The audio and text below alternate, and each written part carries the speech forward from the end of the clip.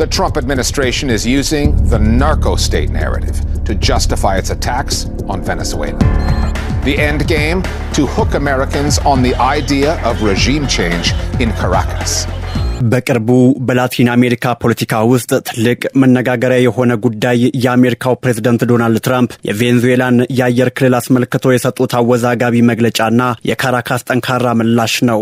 ይህ ክስተት በሁለቱ ሀገራት መካከል ለዓመታት የዘለቀውን የሻከረ ግንኙነት ወደ አዲስና አደገኛ ምዕራፍም ያሸጋገረው ይገኛል። ቬንዙዌላ የትራምፕን ማስጠንቀቂያ የቀኝ ግዛት አስተሳሰብ የተንጸባረቀበት ዛቻ ስትል አጥብቃ አውግዛለች።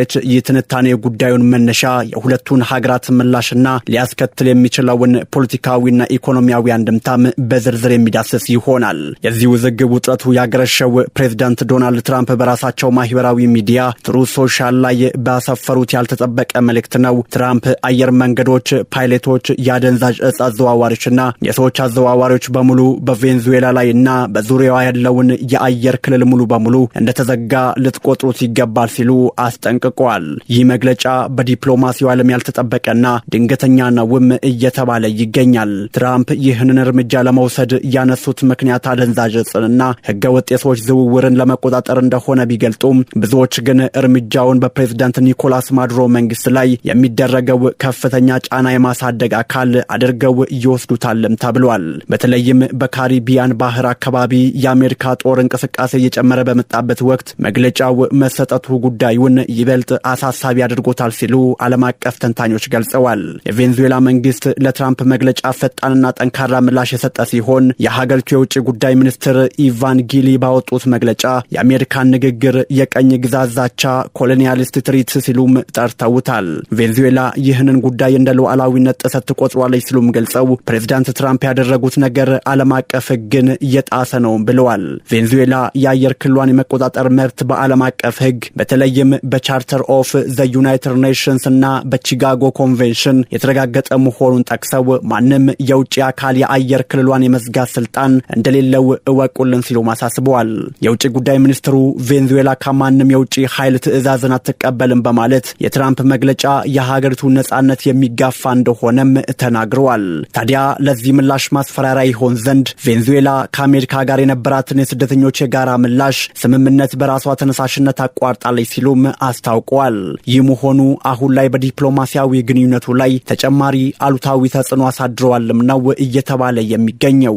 ብዙዎች ተንታኞች በቬንዙዌላና በአሜሪካ መካከል የተፈጠረው ይህ የአየር ክልል ውዝግብ በባዶ ሜዳ የተነሳ ሳይሆን ከ2024 የቬንዙዌላ ምርጫ በኋላ ውጥረቱ የተባባሰ መምጣቱን ያስረዳሉ። ተንታኞቹ አሜሪካ በካሪቢያን ባህር ላይ የአደንዛዥ እጽ ቁጥጥርን በሰበብነት በመጠቀም ወታደራዊ ኃይሏን እያጠናከረች ትገኛለች ሲሉም ያክላሉ።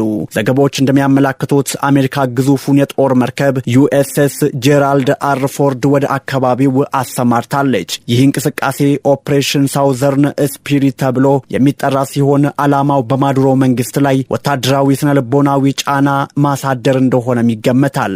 የትራምፕ መግለጫ ከመሰጠቱ በፊትም ቢሆን የአሜሪካ የፌዴራል አቪዬሽን አስተዳደር ኤፍኤኤ የአሜሪካ አየር መንገዶች በቬንዙዌላ አየር ክልል ሲያልፉ ከፍተኛ ጥንቃቄ እንዲያደርጉ ወይንም እንዲርቁ ማስጠንቀቂያ ሰጥቶም ነበር። ይህንን ተከትሎ የተለያዩ ዓለም አቀፍ አየር መንገዶች ወደ ካራካስ የሚያደርጉትን በረራ ሰርዘዋል። ይህም ቬንዙዌላን ከዓለም ጋር እንዳትገናኝ የማድረግ አይዞሌሽን ስትራቴጂ አካል ተደርጎም ይወሰዳል። ሁለቱ ሀገራት የገቡበት ውጥረት ዋና መነሻ የፖለቲካ ቅቡልነት ጥያቄ ሲሆን እንደ አውሮፓውያኑ አቆጣጠር በጁላይ 2024 በተደረገው የቬንዙዌላ ምርጫ ኒኮላስ ማዱሮ አሸንፊያለሁ ቢሉም አሜሪካና በርካታ የምዕራባውያን ሀገራት ውጤቱን አላመኑበትም። አሜሪካ የቬንዙዌላን ተቃዋሚ ፓርቲ እውቅና በመስጠት ማዱሮ ስልጣን እንዲለቁ ግፊትም እያደረገች ነበር። ትራምፕ ወደ ስልጣን ከተመለሱ በኋላ በ2025 ክስተቶች መካከል የቀድሞውን ከፍተኛ ጫና ፖሊሲ ያጠናክረው ቀጥሏል። ይህም የኢኮኖሚ ማዕቀቦችን ማጥበቅ፣ የዲፕሎማሲ ግንኙነቶችን ማቋረጥና አሁን ደግሞ የአየር ክልልን የመዝጋት ዛቻን ይጨምራል። ማዱሮ በበኩላቸው ይህንን እንደ ኢምፔሪያሊስት ሴራ በመፈረጅ ህዝባቸውን ለሀገር መከላከያ እንዲዘጋጅ ጥሪ ሲያቀርቡም ቆይተዋል። ይህ ውጥረት በቬንዙዌላ ህዝብ ላይ ባለፉት ባለፉት ጊዜያት አሁንን ጨምሮ እያሳደረ ያለው ተጽዕኖ ከፍተኛ ነውም ተብሏል። የአየር ክልል መዝጋት ወይንም አየር መንገዶች በረራ ማቆማቸው የቬንዙዌላን ቱሪዝምና የንግድ ግንኙነቶች ይጎዳል የተባለም ሲሆን ቀድሞውኑ በኢኮኖሚ ቀውስ ውስጥ ላለችው ሀገር ይህ ተጨማሪ የስቃይ መርፌ ነው እየተባለም ነው። ቬንዙዌላ ከአሜሪካ የሚመጡ የስደተኞች በረራዎችን ማገዷ በአሜሪካ የስደተኞች ፖሊሲ ላይ ጫና የሚፈጥርም ሲሆን ወደ ሀገራቸው መመለስ በሚፈልጉ ወይንም በሚገደዱ ዜጎች ላይ የሰብአዊ መብት ጥያቄንም አስነስተዋል። አሁን የቬንዙዌላና የአሜሪካ ጉዳይ ከቃላት ጦርነት ወደ ተግባር የሚታይ ወታደራዊና ኢኮኖሚያዊ ጦርነት እየተቀየረም ነው። የትራምፕ አስተዳደር ዓላማ በማዱሮ ላይ ጫና በማሳደር የፖለቲካ ለውጥ ማምጣት ቢሆንም ማዱሮና ደጋፊዎቻቸው እስካሁን ድረስ የመንበርከክ ምልክት አላሳዩም። ዓለም አቀፍ የጦር ተንታኞች ወደፊት በካሪቢያን ባህር ያለው ወታደራዊ መፋጠጥ በስህተት ወይንም ሆን ተብሎ ወደ ቀጥተኛ ግጭት ሊያመራ የሚችልበት እድል አለ ይላሉ። በተጨማሪም አሜሪካ የአየር ክልል እገዳውን በተግባር ለማዋል በቬንዙዌላ ላይ ተጨማሪ ማዕቀቦችን ልትጥል እንደምትችልም ያነሳሉ። ይህ ሁኔታ ደግሞ ሩሲያ፣ ቻይናና ኢራን ለቬንዙዌላ የሚያደርጉትን ድጋፍ ሊጨምር ስለሚችል ጉዳዩ የዓለም ሀያላን መፋጠጫ ሊሆን ይችላል ሲሉም ስጋታቸውን ያስቀምጣሉ።